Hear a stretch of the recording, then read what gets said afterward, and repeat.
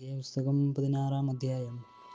എന്നാൽ ലേവിയുടെ മകനായ കെഹേത്തിന്റെ മകനായ ഇസ്രായേലിന്റെ മകൻ കോരഹ്, രൂബേൻ ഗോത്രത്തിൽ ഏലിയാബിന്റെ പുത്രന്മാരായ ദാഥാൻ, അബീരാം, പേലേത്തിന്റെ മകനായ ഓൻ എന്നിവർ ഇസ്രായേൽ മക്കളിൽ സഭാപ്രധാനികളും പ്രമാണികളുമായ 250 പുരുഷന്മാരെ കൂട്ടി മോശയോട് മത്സരിച്ചു.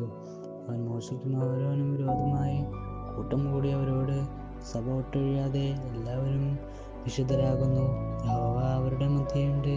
പിന്നെ നിങ്ങൾ യഹോവയുടെ സഭയ്ക്ക് മീതെ നിങ്ങളെ തന്നെ ഉയർത്തേണ്ടത് എന്ത് എന്നു പറഞ്ഞു. അത് കേട്ടപ്പോൾ മോശ കവിണ്ണു വീണു. അവൻ കോരഹിനോടും അവന്റെ എല്ലാ കൂട്ടുകാരോടും പറഞ്ഞത്, നാളെ രാവിലെ യഹോവ തനിക്കുള്ളവൻ ആരെന്നും തന്നോടുകൂടെ തക്കവിധം പരിശുദ്ധനാകുമെന്നും കാണുന്നു. താൻ തിരഞ്ഞെടുക്കപ്പെട്ടവനെ തന്റെ സന്നിധിയിലേക്ക് അടുപ്പിക്കും. കോരഹും അവന്റെ എല്ലാ കൂട്ടവുമായുള്ളവരെ, നിങ്ങളിത് ചെയ്യുവിൻ. നാളെ യഹോവയുടെ സന്നിധിയിൽ ധൂപകലശമെടുത്ത് അതിൽ തീയിട്ട് ധൂപവർഗ്ഗമിട്ടുവിൻ. യഹോവയെ തിരഞ്ഞെടുക്കുന്നവൻ തന്നെ വിശുദ്ധൻ. ലേവ്യപുത്രന്മാരെ, നിങ്ങൾ. പിന്നെ മോശ അഹരോനോട് കോരഹിനോട് പറഞ്ഞത്, ലേവ്യപുത്രന്മാരെ കേൾക്കുവിൻ. യഹോവയുടെ തിരുനിവാസത്തിലെ വേല ചെയ്യുവാനും സഭയുടെ ശുശ്രൂഷയ്ക്കായി അവരുടെ മുമ്പാകെ നിൽക്കുവാനും ഇസ്രായേലിന്റെ ദൈവം നിങ്ങളെ തന്റെ അടുക്കൽ വരുത്തേണ്ടതിന് ഇസ്രായേൽ സഭയിൽ നിന്ന് നിങ്ങളെ വേർതിരിച്ചു. നിങ്ങൾക്ക് പോരെയോ എന്ന് നിന്നെയും ലേവ്യപുത്രന്മാരായ നിന്റെ സകല സഹോദരന്മാരെയും തന്നോട് അടുപ്പിച്ചുവല്ലോ. നിങ്ങൾ പൗരോഹിത്യം കൂടി കാംക്ഷിക്കുന്നുവോ? ഇത് ഹേതുവായി നീയും നിന്റെ കൂട്ടക്കാരെല്ലാം യഹോവയ്ക്ക് വിരോധമായി കൂട്ടം കൂടിയിരിക്കുന്നു. നിങ്ങൾ ഓരോരുടെയും നേരെ പിറുപിറുക്കാൻ തക്കവിധം അവൻ എന്തുമാത്രമുള്ളൂ. പിന്നെ മോശ ഏലിയാബിന്റെ പുത്രന്മാരായ ദാഥാനും അബീരാമിനെയും വിളിക്കുവാൻ ആളയച്ചു. അതിന് അവർ, ഞങ്ങൾ വരികയില്ല, മരുഭൂമിയിൽ ഞങ്ങളെ കൊല്ലുവാൻ നീ ഞങ്ങളെ പാലും തേനും ഒഴുകുന്ന ദേശത്തു നിന്ന് കൊണ്ടുവന്നിരിക്കുന്നത് പോരാഞ്ഞിട്ട് നിന്നെ തന്നെ ഞങ്ങൾക്ക് അധിപതിയായും ആക്കുന്നുവോ? അത്രയുമല്ല, നീ ഞങ്ങളെ പാലും തേനും ഒഴുകുന്ന ദേശത്തേക്ക് കൊണ്ടുവരികയോ നിലങ്ങളും മുന്തിരിത്തോട്ടങ്ങളും അവകാശമായി തരികയോ ചെയ്തിട്ടില്ല. നീ അവരുടെ കണ്ണ് ചൂഴ്ന്നുകളയുമോ? ഞങ്ങൾ വരികയില്ല എന്ന് പറഞ്ഞു. അപ്പോൾ മോശ ഏറ്റവും കോപിച്ച് അവൻ യഹോവയോട്, അവരുടെ വഴിപാട് കാംക്ഷിക്കരുതേ. ഞാൻ അവരുടെ പക്കൽ നിന്ന് ഒരു കഴുതയെ പോലും വാങ്ങിയിട്ടില്ല. അവരിൽ ഒരുവനോടും ഒരു ദോഷവും ചെയ്തിട്ടുമില്ല എന്ന് പറഞ്ഞു. മോശ കോരഹിനോട്, നീയും നിന്റെ എല്ലാ കൂട്ടവും നാളെ യഹോവയുടെ സന്നിധിയിൽ വരണം. നീയും അഹരോനും കൂടെ.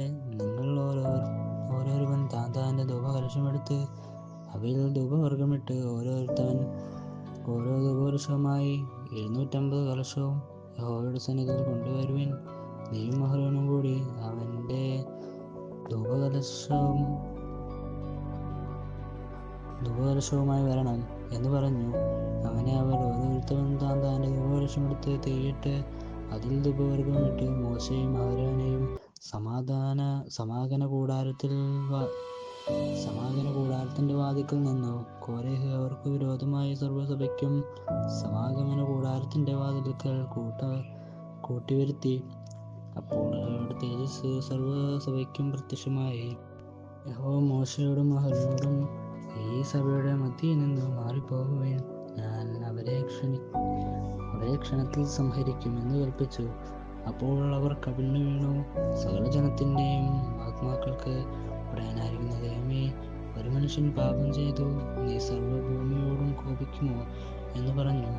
അതിന് യഹോവ മോശയോട്, കോരഹ്, ദാഥാൻ, അബീരാം എന്നിവരുടെ വാസസ്ഥലത്ത് നിന്ന് ചുറ്റിലും നിന്ന് മാറിക്കൊള്ളുവിൻ എന്നു സഭയോട് പറയുക എന്ന് കൽപ്പിച്ചു.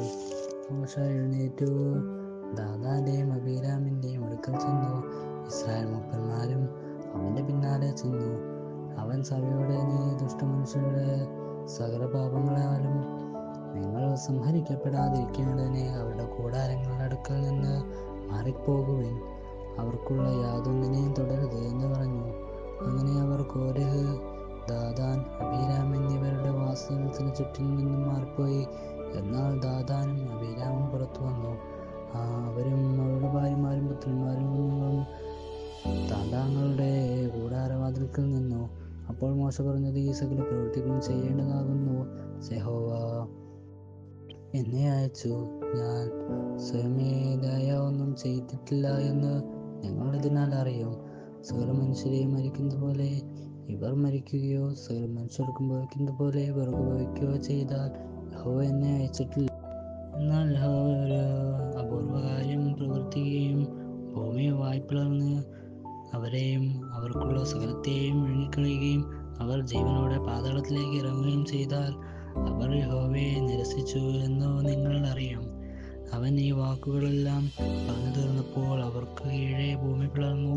ഭൂമി തുറന്ന് അവരെയും അവരുടെ കുടുംബങ്ങളെയും കോരഹിനോടും ചേർന്നിട്ടുള്ള എല്ലാവരെയും അവരുടെ സർവ്വസമ്പത്തിനെയും വിഴുങ്ങിക്കളഞ്ഞു. എല്ലാവരും അവരോട് ചേർന്നിട്ടുള്ള എല്ലാവരും ജീവനോടെ പാതാളത്തിലേക്ക് ഇറങ്ങി. ഭൂമി അവരുടെ മേൽ അടയ്ക്കുകയും അവർ സഭയുടെ ഇടയിൽ നിന്നും നശിക്കുകയും ചെയ്തു. അവരുടെ ചുറ്റുമിരുന്ന ഇസ്രായേലെല്ലാം അവരുടെ നിലവിളി കേട്ടു. ഭൂമി നമ്മെയും വിഴുങ്ങിക്കളയരുതേ എന്ന് പറഞ്ഞ് ഓടിപ്പോയി. അപ്പോൾ യഹോവയിൽ നിന്ന് ഒരു തീ പുറപ്പെട്ടു. ധൂപം കാട്ടിയ 250 പേരെയും ദഹിപ്പിച്ചു. യഹോവ മോശയോട് അരുളി ചെയ്തത് പുരോഹിതനായ അഹരോന്റെ മകൻ എലിയാസാരിനോട് അവൻ എരീതിയുടെ ഇടയിൽ നിന്ന് ധൂപകലശങ്ങൾ എടുക്കുവാൻ പറയുക. അവ വിശുദ്ധമാകുന്നു. തീയങ്ങോട്ട് തട്ടിക്കളയുകയും ചെയ്യുക. പാപം ചെയ്ത് ഞങ്ങൾക്ക് ജീവനാശം വരുത്തിയ ഇവരുടെ ധൂപകലശങ്ങൾ യാഗപീഠം പൊതിയുവാൻ അടച്ചു തകിടാക്കണം. അത് യഹോവയുടെ സന്നിധിയിൽ കൊണ്ടുവന്നതിനാൽ വിശുദ്ധമാകുന്നു. ഇസ്രായേൽ മക്കൾക്ക് അതൊരു അടയാളമായിരിക്കട്ടെ. വെന്തുപോയവർ ധൂപം കാട്ടിയ താമ്രകലശങ്ങൾ പുരോഹിതനായ എലിയാസാർ എടുത്ത് അഹരോന്റെ സന്തതിയിൽ അല്ലാത്ത യാതൊരു അന്യനും യഹോവയുടെ സന്നിധിയിൽ ധൂപം കാണിക്കുവാൻ അടുക്കുകയും കോരഹിനെയും അവരുടെ കൂട്ടുകാരെയും പോലെയാവുകയും ചെയ്യാതിരിക്കേണ്ടതിന് ഇസ്രായേൽ മക്കൾക്കു ജ്ഞാപകമായി യഹോവ യാഗപീഠം പൊതിയുവാൻ തകിടമായി അടുപ്പിച്ചു. യഹോവ മോശെ മുഖാന്തരം കൽപ്പിച്ചതുപോലെ തന്നെ പിറ്റേന്നാൾ ഇസ്രായേൽ മക്കളുടെ സഭയെല്ലാം മോശെക്കും അഹരോനും വിരോധമായി പിറുപിറുത്തു. നിങ്ങൾ യഹോവയുടെ ജനത്തെ കൊന്നുകളഞ്ഞു എന്ന് പറഞ്ഞു. ഇങ്ങനെ മോശെക്കും അഹരോനും വിരോധമായി സഭ കൂടിയപ്പോൾ അവർ സമാഗമന കൂടാരത്തിന് നേരെ നോക്കി. മേഘം അതിനെ മൂടി. യഹോവയുടെ തേജസ്സ് പ്രത്യക്ഷമായിരിക്കുന്നത് കണ്ടു. അപ്പോൾ മോശെയും അഹരോനും സമാഗമന കൂടാരത്തിന് മുമ്പിൽ ചെന്നു. യഹോവ മോശെയോട്, ഈ സഭയുടെ മധ്യേ നിന്ന് മാറിപ്പോകുവിൻ, ഞാൻ അവരെ ക്ഷണത്തിൽ സംഹരിക്കുമെന്ന് അരുളി ചെയ്തു. ഇപ്പോൾ അവർ കടന്നുവന്ന് മോശെ അഹരോനോട്, നീ ധൂപകലശമെടുത്ത് അത് യാഗപീഠത്തിൽ തീയിട്ട് ധൂപവർഗ്ഗവും ഇട്ട് വേഗത്തിൽ സഭയുടെ മധ്യേ ചെന്ന് അവർക്ക് വേണ്ടി പ്രായശ്ചിത്തം കഴിക്കുക. യഹോവയുടെ സന്നിധിയിൽ നിന്ന് ക്രോധം പുറപ്പെട്ടു, ബാധ തുടങ്ങിയിരിക്കുന്നു എന്ന് പറഞ്ഞു. മോശെ കൽപ്പിച്ചതുപോലെ അഹരോൻ കലശമെടുത്തു സഭയുടെ നടുവിലേക്ക് ഓടി. ബാധ ജനത്തിന്റെ ഇടയിൽ നിന്ന് തുടങ്ങിയിരിക്കുന്നത് കണ്ടു. ധൂപം കാട്ടി ജനത്തിനു വേണ്ടി പ്രായശ്ചിത്തം കഴിച്ചു. മരിച്ചവർക്കും ജീവനുള്ളവർക്കും നടുവിൽ നിന്നപ്പോൾ ബാധ അടങ്ങി. കോരഹിന്റെ കാരണത്താൽ മരിച്ചവരോട് കൂടാതെ ബാധയാൽ മരിച്ചവർ 14,700 പേർ ആയിരുന്നു. പിന്നെ അഹരോൻ സമാഗമന കൂടാരത്തിന്റെ വാതിൽക്കൽ മോശെയുടെ അടുക്കൽ മടങ്ങി വന്നു. അങ്ങനെ ബാധ നിന്നുപോയി.